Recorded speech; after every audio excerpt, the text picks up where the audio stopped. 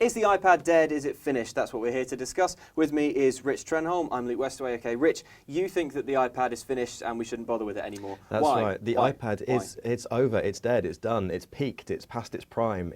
People are still buying it, certainly, but that's just the last gasp of a bloated, rotting corpse. Okay, because it's a car hurtling downhill with the brakes cut. But it struck me that maybe apart from the smartphone, it's the most influential piece of technology in the last 10 years. So is that not true?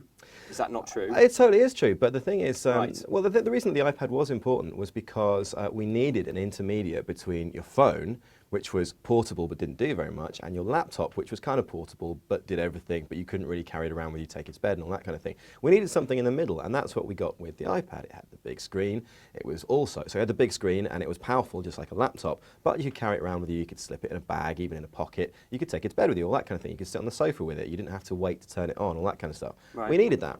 But now, smartphones, they're so powerful. You've got the power of a tablet in a device that's always in your pocket and that you can always carry around with you. So you now have the portability of a smartphone and the power of a laptop in a smartphone. You don't need an iPad anymore. I don't agree. People point to phablets and bigger phones and say, like, we don't need an iPad or a tablet now because these are so massive. But I think that the use for them are completely different because a phablet ultimately is your phone, and a phone is something you have to carry around with you, and the battery dies and has to make calls and all the usual things. A tablet is a more peaceful, like take a step back kind of product. It's just sort of chilling out in your house on your sofa. You look at the smartphone sales and they're like up and up and up year and year and year.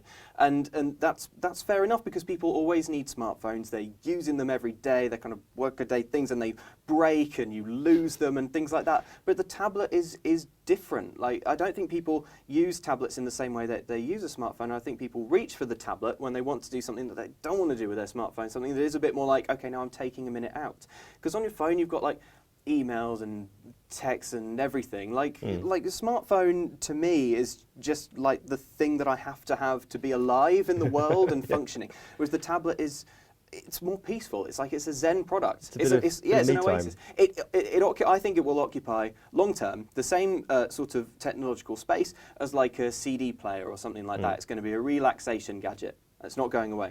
Well, I'm not saying that the tablet is necessarily going away. What I'm saying is that no one's going to be buying them anymore. The other difference between tablets and phones is that you change your phone much more often. You have the pressure from a network to buy a new one every year, so you can get an upgrade every year, so you're much more likely to change your phone on a more regular basis. Also, you have the fact that phones are much more innovative. They innovate much, much faster, whereas tablets, they're not changing. People don't change them that often because there's really no point. They look at the difference between a new iPad and the previous year's iPad. There's nothing different. They might have a slightly better camera. They might be a tiny bit thinner. But how much thinner can a tablet really get? They might have a fingerprint scanner on them. Well, whoop-de-doo. But the thing is, there's not really a huge amount of innovation between the first iPad and now. And look at how much phones have changed over the last 5 years. It's absolutely incredible. So people already have tablets, and they're just not going to buy any more. So why would you buy another tablet? It's like fridges. No one's going to be changing their fridge every year.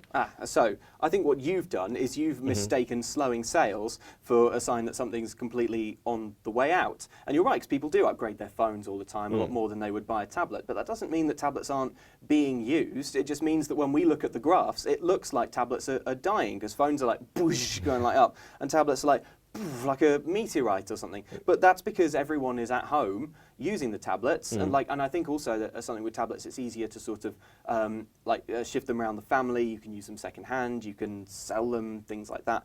I think it's easier to trade tablets than it is with a smartphone, which has all your sort of personal stuff on it, and they go out of date so quickly. Is the other thing. Tablets last better. They have better longevity. So I mean, I'm not surprised that we're seeing, when the iPad came out, everyone bought one because everyone wanted to own one, and now that they own one, obviously you see sort of sales just fall a little bit, just a little gently. So I mean, to me, it just says like slippery slope, start of a spiral. It's not the start of a spiral. It's a death spiral. It's a pleasant plateau. It's like being on the top of a really nice mountain or something that has like a field of heather. That's where the iPad is in the heather that it will settle gently into. It will settle gently into the heather. No, it's plunging into the abyss. That's what's happening. And I mean, I don't think it's any coincidence that sales of the iPad peaked and then started to fall at the same time as Apple released a larger phone, the iPhone 6 Plus.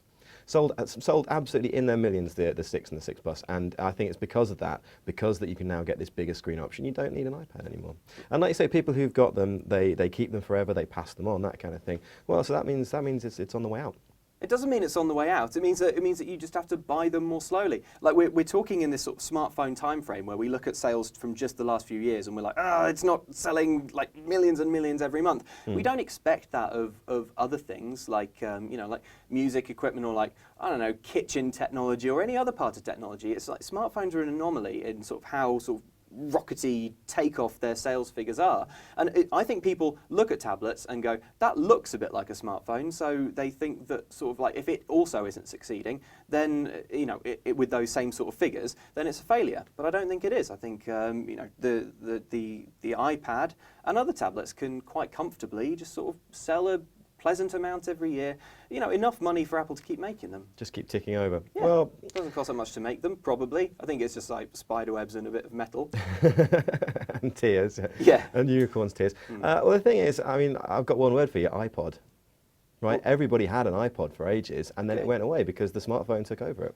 I'm glad you brought up the iPod, Rich. You've just activated my trap I've argument. fallen into a trap. Yeah. Okay. So the iPod actually is perfect because Yeah. I'm not saying obviously the iPad is going to be around literally forever, but like It'll outlast you and me. But look at the iPod's longevity. So that was launched, I believe, in 2001, and it was only recently sort of retired after over. Oh come on! It's been, the iPod Touch has been like a shambling corpse of the iPod for a long time. But like that's the point at which they retire it. The point where they're like, actually, there's no point in us making that anymore. And Apple, being a sort of capitalist bastion that it is, would only stop doing that if it didn't think it was making money anymore. So, using the iPod as a perfect example, which continued for many years successfully after the iPhone came out, I think the iPad clearly has more than a decade left in it. Yeah, but look at the gimmickry they had to resort to with the iPod. They every year they'd change it. They'd bring out the Nano and the Mini and all that kind of thing, and they'd change it from being square to being rectangular to being square again to being round to being like bow-shaped or whatever. Well, you were just saying that there was no innovation in the iPad and that they were basically the same. So wouldn't you rather see them in some different colours and sizes and stuff? That would be great, but it's not going to happen. You can't mess with a tablet that much. Why? Well, when does it stop becoming a tablet? You could make it into like a cylinder. That's one example. That's $1 million idea right there. Get right on that, Apple. Yeah, I'll just call up Build Tim that Cook, definitely. Okay, you might be right. You may have some good points. All right, well, I believe that the iPad can exist quite comfortably alongside smartphones. Rich, well, you've heard what Rich has to say. It involved the word hobbled or something like that. It wasn't very pleasant. Yeah, there were some shambling corpses in there as well. Yeah, well, let us know what you think in the comments, and stay tuned to CNET.